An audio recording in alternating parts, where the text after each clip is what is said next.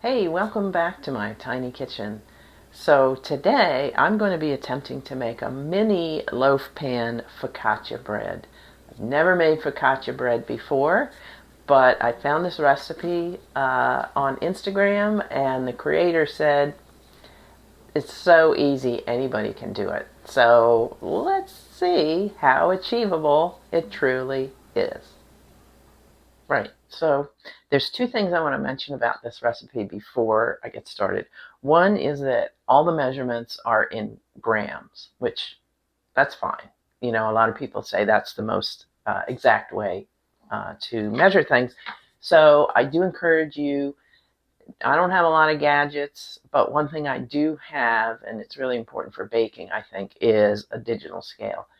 You can get all kinds of fancy ones and spend hundreds of dollars. I think I spent about 20 bucks on Amazon to get this one. I'll put a link in the directions there. It just makes it a lot easier to, rather than try to convert things, because the conversion is never exact. And if the recipe says grams, try to do the grams. Now, the other difference, this may be my downfall, we shall see, is that this recipe calls for instant yeast, and I only have active dry yeast. Yeast is yeast, right? Except that instant yeast, as it implies, does its thing much quicker than active dry yeast. So the person who wrote this recipe does say, well, you can use it, but here's what you need to do, and basically let it sit for a little bit longer. So that is my one difference. So if you are going to make this, it does call for instant yeast. I'm not going out to the store for one pack of instant yeast, so we're going to try it with the active, and we'll see how it goes. And what could go wrong, right? All right, so we're ready to get started, and I already have an issue with this recipe because it says to mix the 120 grams of flour and the 5 grams of kosher salt. All right, we're good there. We're going to mix those together. My issue is that the next instructions say they say to mix the flour and the salt and the yeast all together and then pour water into the dry ingredients. And it says bloom the yeast on the top for 60 seconds. So if you're using instant yeast, that just sits there for 60 seconds. We're using active yeast, so that is going to sit there for 3 to 5 minutes, which is a little vague. So we'll see how it goes. Okay, so there's so many reasons why this recipe may not work. I feel like I'm on an episode of Nailed It.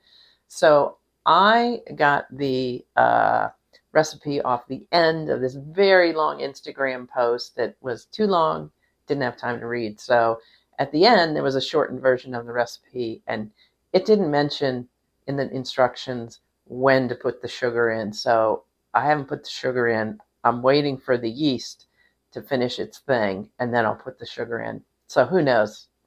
Somebody with better baking knowledge probably knows if that's going to ruin the whole thing. Oh, look, there's my yeast timer. So let's see how it goes. Okay, so now the recipe says to add 10 grams of extra virgin olive oil. So in that's going to go. All right. And mix it through, folding it over several times. Now, this is a mini loaf. So this is like the smallest amount of dough I think I have ever worked with. So I just got out my trusty big bowl that I usually use when I'm making any kind of breads. And you can see it's way too big for this. But all right, I'm just going to keep folding this over using this spatula. Eventually I'll get my hands in there. But I'm going to fold this over until it's sort of shaped into a ball. Let's get all this dough out, because it's going to be small. I think I need all the dough I can get out of here. All this flour in there. It's kinda, the one thing I do know about focaccia dough is that it's very sticky. So Here it is sticking. Okay, it is sticky and it's messy, but it's kind of in a ball. And now I'm just going to cover this with some saran wrap, and I'm going to let it sit for 30 minutes. Okay, so after 15 minutes of resting, one thing I'm going to do is try to write these directions for this video a little clearer than the directions I got from this recipe. It said 30 minutes, let it rest for 30 minutes. So don't walk away though, because below that it says after 15 minutes, do the slap and fold knead method. So the slap and fold is as it sounds. Now this is kind of sticky, so other places I saw did say wet your fingers a little bit if it's too sticky. I'm basically gonna slap it and fold it and try to go this way and that way. It's very sticky. And again, this person that did this recipe, one place said, don't overdo it. Do it maybe 4 to 6 times, maybe 8. So it's a little vague. I don't know how many times I'm doing it, but I do know you're supposed to kind of do different angles, because this is literally stretching out the gluten that's in there. And oh boy, that is really sticky. So I have no idea if that's enough times, but I'm gonna say that it is.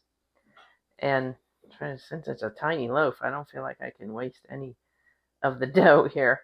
So that is now, I'm going to cover it up, and then again in another 15 minutes I'm going to do another round of slap and knead, and then it's going to rest again before it bakes. I'm a little concerned about my dough because in the longer recipe this person included pictures of what it's supposed to look like, and I should be here, but I still kind of look like this. So it's going to be interesting to see if it ever gets smooth like dough is supposed to get before you put it in the oven. We'll see.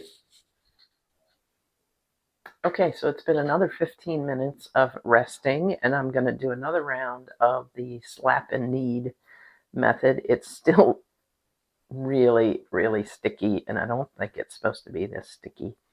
It is sticky. I know it's supposed to be sticky, but I can't even pick this up with my hands. Paul Hollywood would not be very happy with me right now. This may be a fail. There's a slap. It's not much of a knead. It's a slap.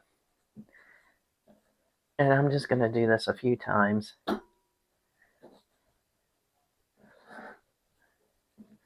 And I don't have a good feeling about this.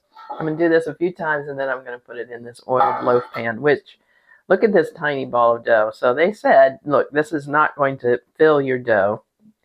I mean, it's not going to fill your pan. But as it's going to sit and rise for another 60 minutes, actually. So maybe some magic will happen in the next 60 minutes, and it will become less sticky and more like it's supposed to. This is what we got right now. Oh, see it sliding around. There's so much oil in there. Oil and cooking spray is what this recipe called for. So I'm going to cover this. It's just sliding around in there. I'm going to cover this and put it, it says in a warm place. So for the first time in this second 15 minutes, I decided to use the bread proofing on my oven. So I think that's what I'm going to do with this, because I think this yeast needs all the help it can get. So this is going to go rest in a warm place for 60 minutes, and we'll come back and see what happens.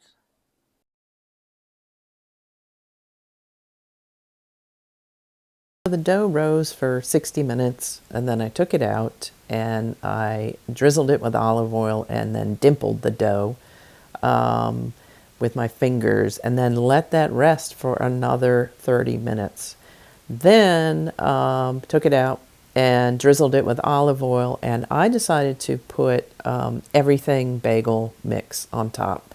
I thought that'd be more interesting than just salt. So here we go. This is going to now go in the oven and bake for 20 to 25 minutes at 400 degrees. Okay, so obviously I still forgot my microphone was turned off, but basically this is what it looked like when it came out the oven. It looks pretty toasty, but it doesn't exactly look the same as the picture from the internet. Go figure, right? But I don't know. It looks crispy and brown, so we will just see. So in the end, it's not bad actually. It's got some crunch to it. I'm not sure the yeast is quite.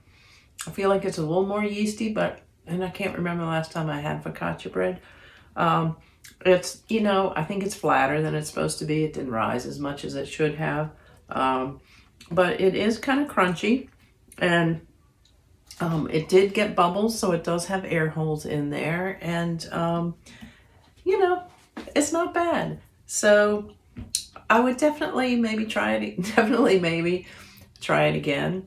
I will put my version of this recipe in the directions, and you can check it out, and please let me know if it works for you. But you know what? It took a while because there's a lot of resting and rising involved in this one, but it's totally achievable. So try it yourself.